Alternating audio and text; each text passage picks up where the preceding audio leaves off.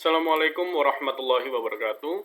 Perkenalkan, nama saya Sultan Hilmi Arayan dari kelas RK2, mata kuliah pengukuran dasar dengan NIM 163251015, dan pada hari ini saya akan menjelaskan tentang laporan praktikum tentang eksperimen hukum 2 Newton. Oke, kita lanjut. Oh iya, selain anggota saya yang biasanya nulis Azza Gibran dan Rasyad Aryawan, saya juga berkolaborasi dengan kelompok lain. Kelompok lain yaitu kelompok 11 dan 9. Dikarenakan alat yang ada di ruangan itu hanya 4. Jadi supaya bisa mempercepat waktu yang kita ada yaitu sekitar 2 jam, kita harus bekerjasama, berkelompok, dan berkolaborasi untuk mengumpulkan data eksperimen ini.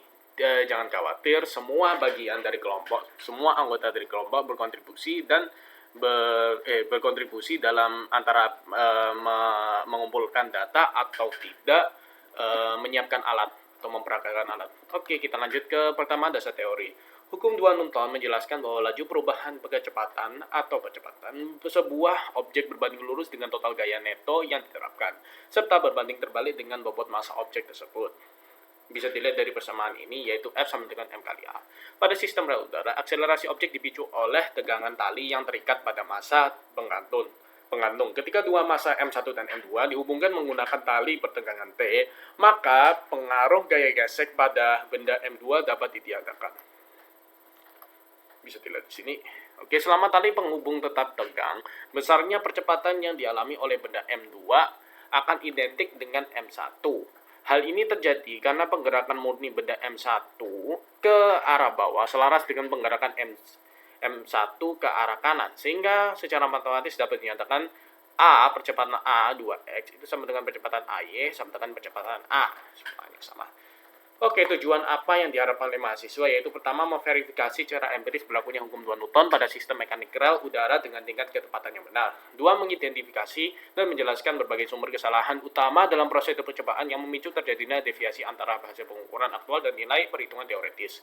Ketiga, menganalisis dampak dari perubahan massa kereta serta massa beban gantung terhadap besarnya akselerasi atau percepatan yang dialami oleh sistem.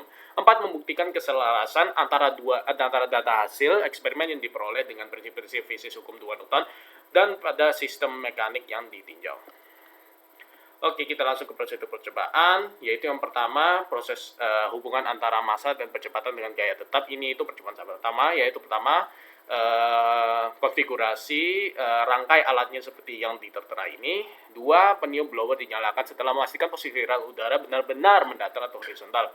Tiga, pencacah waktu diaktifkan dan modenya diatur pada fungsi acceleration.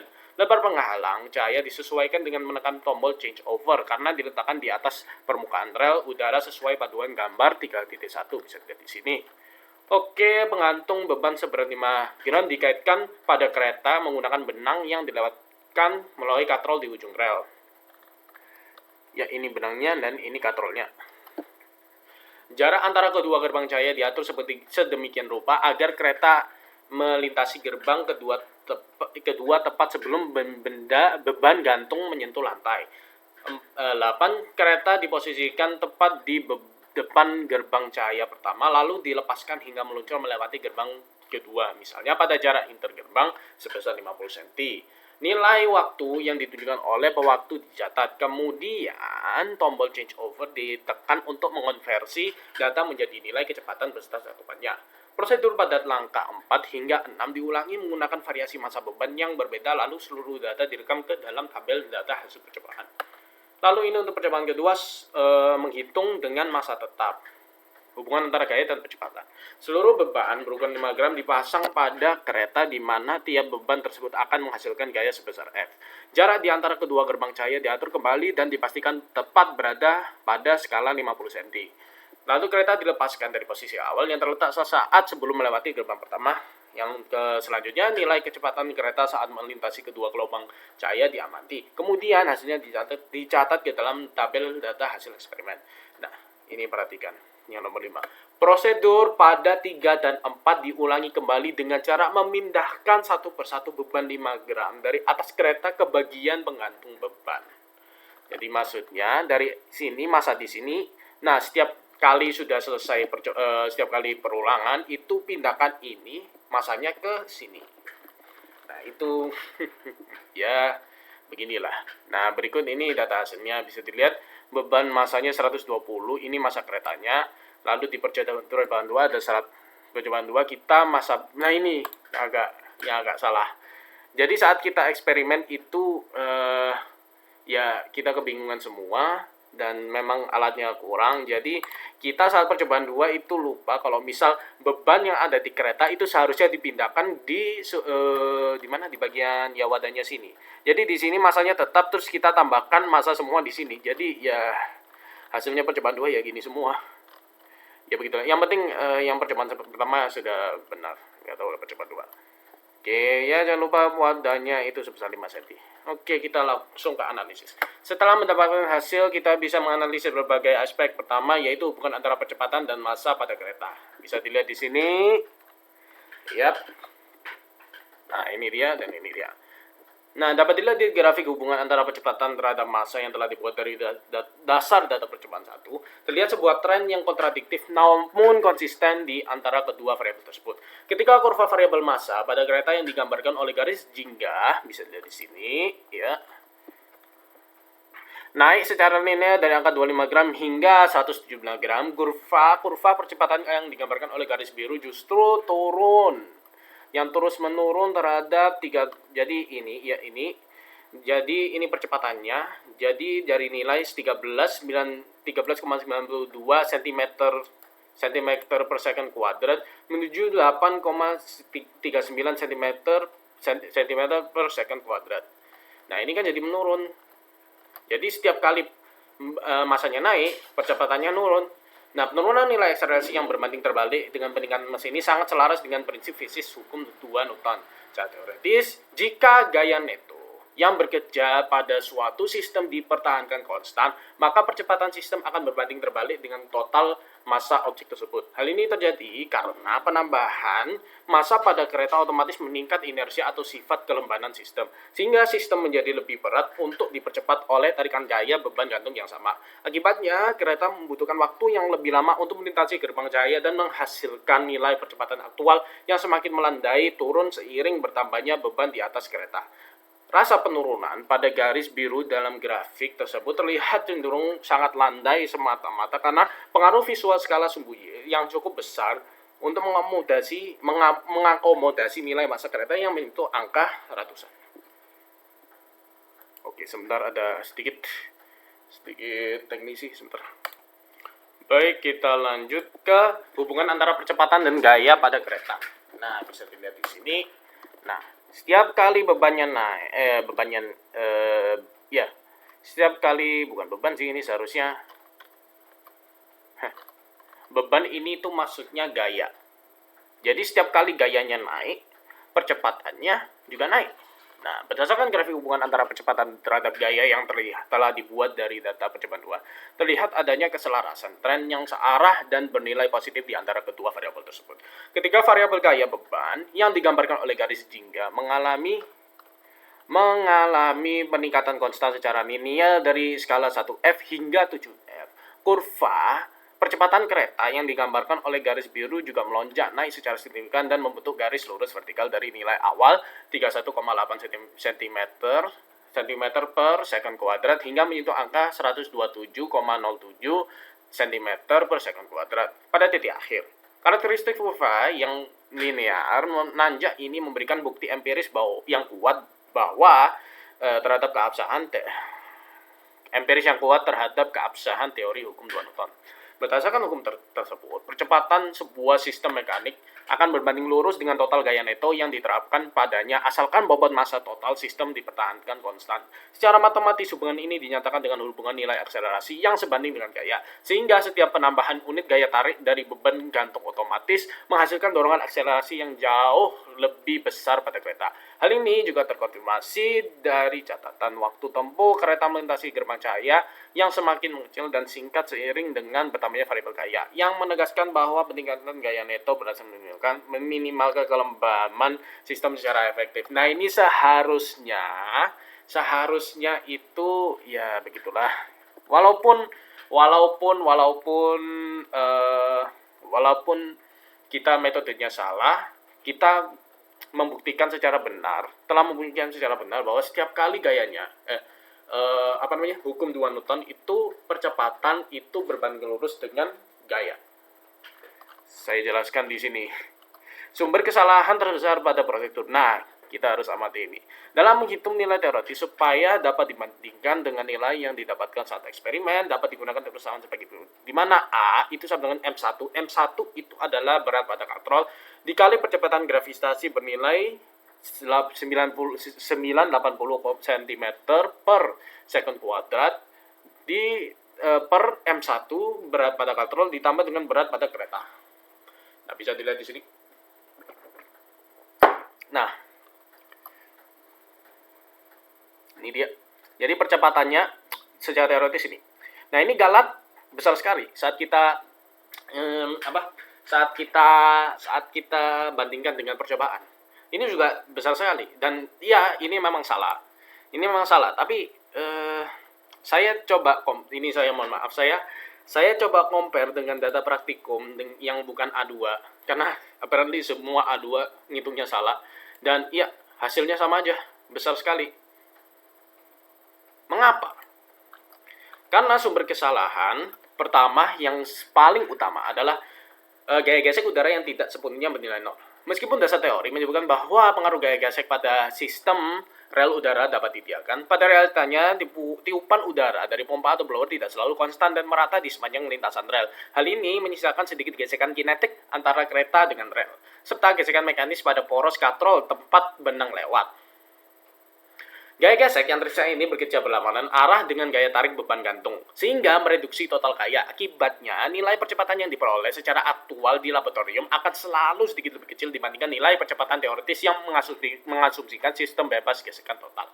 Jadi seharusnya gini, percepatan itu sama dengan ya ini gaya pertama, tapi yang rumus biasanya M1 dikali percepatan gravitasi, M1 plus M2, tapi juga dikurangi dengan gaya gesek.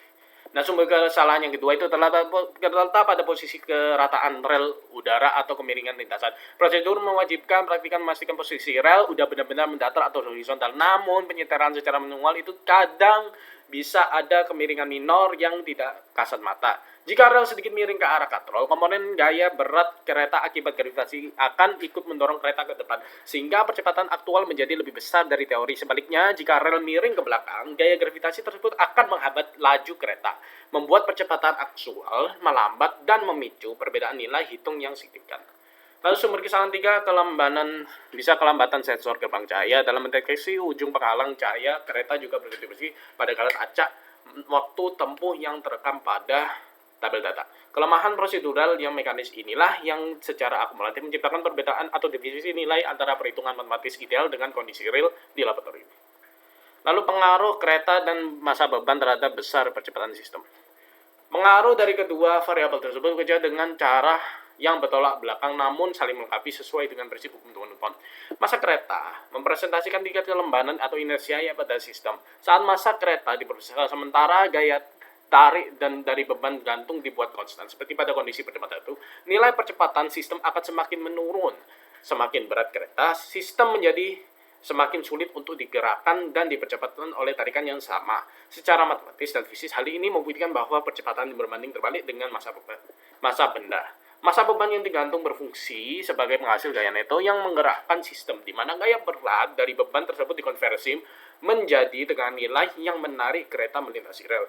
Apabila massa pada beban gantung ditambah seperti pada kondisi percepatan 2, yang agak salah itu, maka gaya tarik yang menarik kereta otomatis menjadi lebih besar. Hasilnya, percepatan laju kereta akan melonjak naik secara linear dan waktu tempuhnya menjadi lebih singkat. Hal ini membuktikan bahwa percepatan berbanding lurus dengan gaya neto yang diberikan. Secara menyeluruh, penambahan massa kereta berfungsi sebagai penghambat yang memperkecil percepatan, sedangkan penambahan massa beban gantung berfungsi sebagai pendorong yang membesar percepatan sistem.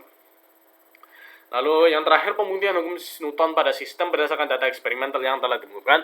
Dibukti bahwa hukum 2 Newton berlaku pada sistem rel udara dapat dijelaskan secara empiris melalui dua pembuktian yang mempresentasikan persamaan F sama dengan M kali A. Pada percobaan pertama, besaran gaya tarik dijaga tetap konstan, sementara massa pada kereta diubah dan ditambah secara bertahap.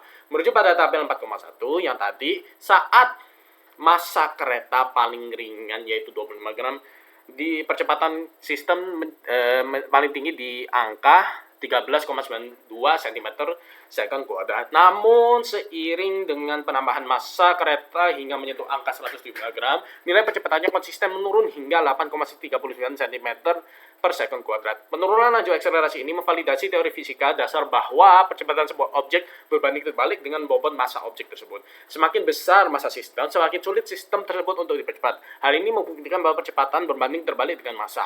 Nah, pada percobaan kedua, senario dibalik walaupun massa total kereta dipertahankan konstan sementara besaran gaya tarik dari beban gantung ditingkatkan. Merujuk pada tabel 4,2 yang tadi, ketika sistem ditarik oleh gaya paling kecil sebesar 1 F, percepatan yang dihasilkan hanya 31,8 cm per second kuadrat. Akan tetapi ketika beban gaya terus diperbesar hingga 7 F, nilai percepatannya melonjak tajam secara linear mencapai 127,7 cm per second kuadrat. Lonjakan yang selaras ini memverifikasi bahwa teori bahwa percepatan sebuah objek berbanding lurus dengan total gaya neto yang diterapkan kepadanya. Hal ini membuktikan percepatan berbandingan lurus dengan gaya. Dengan menggabungkan dua tentuan fisik yang dari data tabelnya diperoleh, maka secara komprehensif terbukti bahwa pergerakan mekanik sistem kereta tersebut tunduk dan sepenuhnya memenuhi prinsip hukum 2 Newton. Jadi kesimpulan semuanya, hukum 2 Newton yang telah dilaksanakan, eksperimen ini secara empiris berhasil memverifikasi yang berlakunya prinsip fisis tersebut pada sistem mekanik rel udara. Terdapat keselarasan yang komprehensif antara data hasil pengujian dengan landasan teoritis, di mana akselerasi sistem terbukti sebagai hasil interaksi langsung antara besaran gaya neto dan total massa objek. Hal ini dibuktikan melalui analisis dampak perubahan pada massa kereta dan massa beban gantung yang memberikan efek bertolak belakang. Penambahan massa kereta yang bertindak sebagai penentu inersia menyebabkan percepatan sistem terus menurun ketika gaya dijaga konstan, sehingga membuktikan secara sah bahwa percepatan berbanding terbalik dengan massa. Sebaliknya, penambahan massa beban gantung yang berfungsi sebagai sumber gaya penggerak menghasilkan tarikan yang lebih kuat pada sistem. Hal ini mengakibatkan percepatan sistem meningkat secara signifikan, sekaligus menegaskan prinsip bahwa percepatan berbanding lurus dengan gaya neto yang diberikan. Meskipun prinsip fisik telah berhasil dibuktikan secara empiris, tetap ditemukan adanya deviasi antara nilai hasil pengukuran aktual di laboratorium dengan nilai perhitungan matematis yang ideal. Perbedaan nilai ini dipicu oleh beberapa sumber kesalahan operasional selama prosedur eksperimen berlangsung. Faktor kesalahan tersebut meliputi sisa gaya gesek kinetik pada lintasan rel maupun boros katrol yang secara tidak langsung mereduksi gaya tarik murni. Dan selain itu, kondisi ada penyetelan rel udara yang mungkin tidak secara sempurnanya itu horizontal dapat memunculkan pengaruh komponen yang gaya gravitasi tambahan yang memengaruhi laju kereta. Di samping permasalahan mekanis, segala pengukuran juga disumbangkan oleh faktor teknis seperti adanya potensi jeda respons pada sensor gerbang cahaya saat merekam waktu tempuh secara digital. Oke, ini ada referensinya. Lalu lampirannya ini. Nah, ini ada berapa banyak kelompok ini. Baru nyadar dia kalau misal mereka itunya salah. Tapi at least hukum 2 Newton masih terbukti. Ini dan ini ya bisa kita lihat di sini. Nah, ini dia alatnya air track-nya. Oke, ini untuk percobaannya bisa dilihat ini 10 itu jaraknya antara salah ya ini mohon maaf. Ya 10 itu jaraknya antara, kalau tidak salah,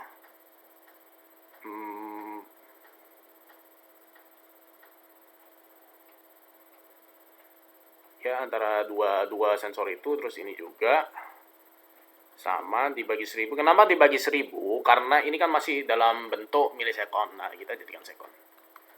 Bisa dilihat ini ya, ini lupa, untuk V0, ini VT, ini untuk nilai percepatan percobaan di 1, Bisa lihat di sini, di mana ini bisa dilihat dengan menggunakan rumus yang ada di sini. Jadi ini, ini pangkat 2, ini dikurangi ini pangkat 2 dibagi dengan 100.